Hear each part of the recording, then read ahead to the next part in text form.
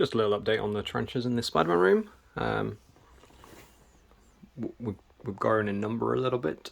I've also started putting lids over the top of the ones that require the humidity. Absolutely keeps it in. As you can see, Big Bertha, or my Tea Blondie, is at 90%.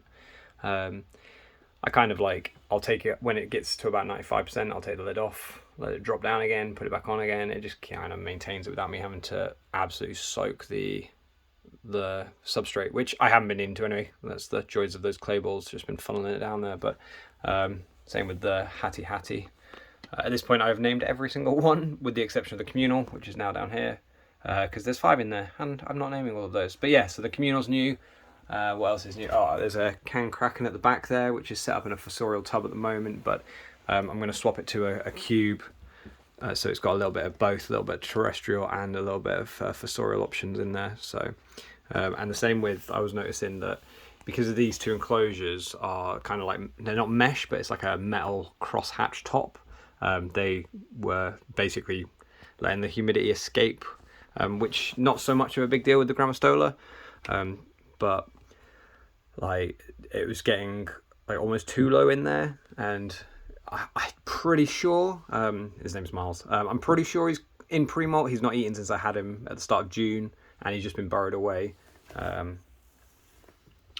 Luckily, he has been ever so thoughtful and put his hole to his burrow against the glass, so I can keep an eye on him. Abdomen is nice and chunky, not overly fat, but definitely not losing weight. So I'm pretty certain he's in pre-molt. Has been now for just coming up for 2 months. So could be a while before he actually does molt yet. Anyway, I know Grammostolas are notorious for that. MJ, my Cercopelma Santa Catalina, didn't eat the last 2 times, so might also be in pre-molt. I'm pretty sure because I was moving around. Yeah, I can't get a good eye in there. Obviously, all the communal, all my Monocentropous Balfouris are underneath the cork bark at the moment. Because they've just arrived, I put a tiny little water dish in there.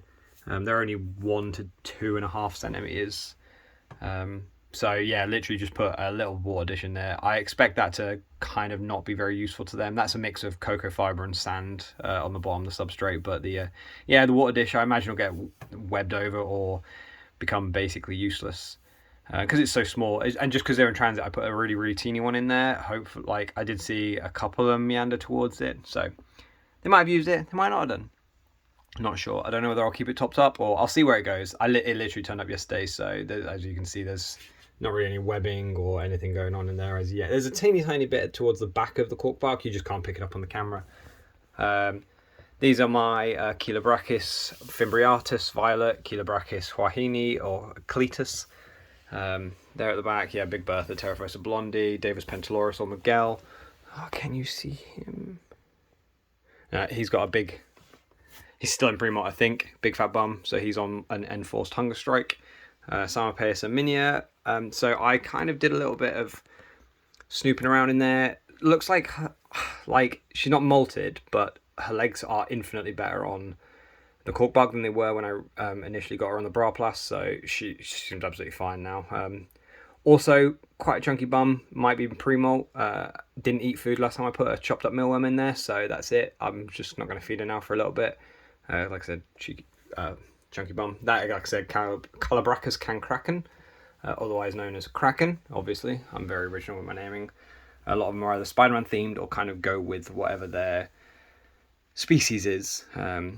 My OBT, or Pteronoculus murinus. This is the Usambara variant of the red colour form, and his name is Carnage. Rafiki, my Harpactira pulchripes. Literally just bossing about on top of the sphagnum moss at the moment. Made a little den or hide out of the sphagnum moss. I have like a little bit of a more moist corner. But even then, like, I mean, it is droplets of water that I drop on there. Because I know they like it quite dry as well. Carabina versicolor, or Parker. Not been here for ages, but has like properly webbed up. Not eaten since it's been here, but I know when I picked her up from Portsmouth Tarantulas, the team there said it had literally just eaten. So like that's been about 4 days I think now. So I'm not worried yet. Again, also quite a nice size abdomen on her, so not too worried. Ceratogyrus darlingi or Ceratogyrus, I don't know, Darla. Again, also not seen her for a while. Pretty sure she's just tucked herself away in a burrow. I put some chopped up mealworms out there. Nothing happened with them, so yeah. Hysterocrates gigas or Gigas, Zeno. Oh yeah, and this one's Darla. Zeno, yeah, he has actually covered up his burrow. Like he used to be an absolute ravager for food. Came out, but yeah, he's burrowed, covered up the actual the hole to his burrow now. So I'm pretty sure he's in pre-molt, hopefully, or just I don't know. Hopefully it's in pre-molt.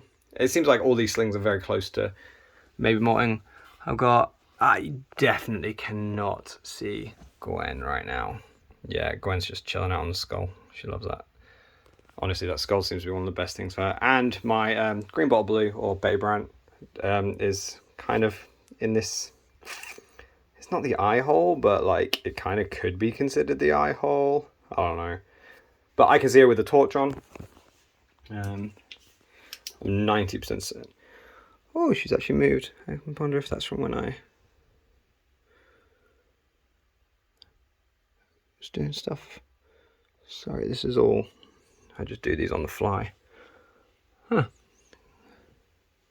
Oh, she's literally like right up against this side of the T-Rex skull, so there is no way I'll catch that on camera, I don't think. Oh, you can maybe make out a leg through there, but yeah, is what it is.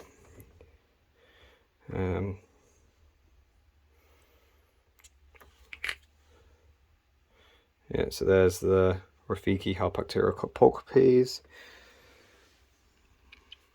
The red light is terrible for the camera, but yeah, but that's like a little update. So I've got a couple more. I've got a pumpkin patch, I think the large, coming on Monday. Oh, along with another Cirrocosmus elegans, because I had an escapee. Turned out the holes on my homemade enclosure were a little bit too big. I'd made them... I'm going... Oh, they were basically the same size as on this. I was using one of these little containers. And yeah, turned out it got through the holes. So, I mean, as you can see, they're not big holes by any means. But somehow worked its way through. So, that's a shame. But yeah, so I'm getting another Cirrocosmus elegans on Monday and a Hapalopus species Columbia large. It might have been renamed. I'm pretty sure I just saw somebody say something about it being renamed, but I'm not sure. But yeah, that I'm going to pick those up actually from Dave Fisher from Dave's Little Beasties on Monday. So that'd be nice. Yeah, that's all I've got going on at the moment.